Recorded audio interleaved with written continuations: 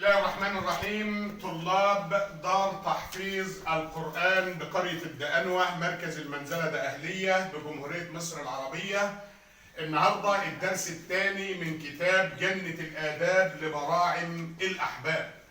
وطبعا أهم شيء إن احنا نتعلم الأدب. أدبني ربي فأحسن تأديبي.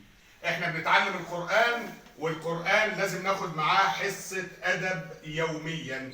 الكتاب ده فيها 40 درس، طبعا انا اللي مؤلفه وعامله مختصر عشان يسهل شرحه ويسهل حفظه، وكل درس عبارة عن صفحة مدعمة بحديث للنبي محمد صلى الله عليه وسلم. ما تصلوا على النبي.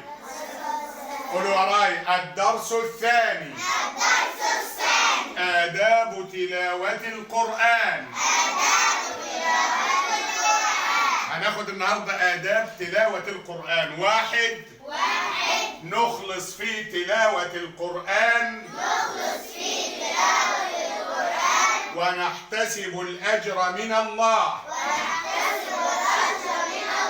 يعني أنا جاي أحفظ علشان أرض ربنا سبحانه وتعالى. اتنين نتوضأ ونستقبل القبلة ونرتل القرآن ترتيلا. ثلاثة نستعيذ بالله في أول التلاوة ونسجد في مواضع السجود. أربعة نحسن صوتنا بالقراءة على قدر المستطاع.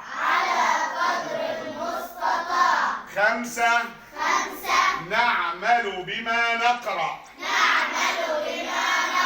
ونتخلق بأخلاق القرآن.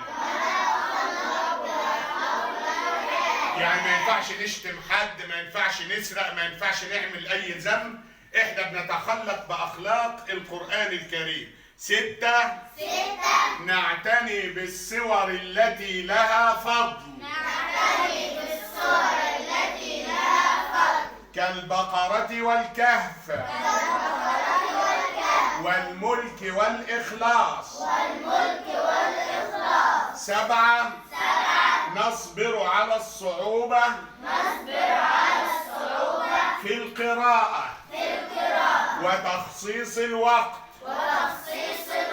حتى لو القراءة صعبة علينا شوية، اللي بيتعتع في التلاوة وهو بيقرأ عشان يتعلم له أجرين. حديث شريف قال رسول الله صلى الله عليه وسلم: من قرأ حرفا من كتاب الله فله به حسنة والحسنة بعشر أمثالها. لا أقول ألف لام ميم حرف، ولكن ألف حرف ولام حرف وميم حرف. رواه الترمذي.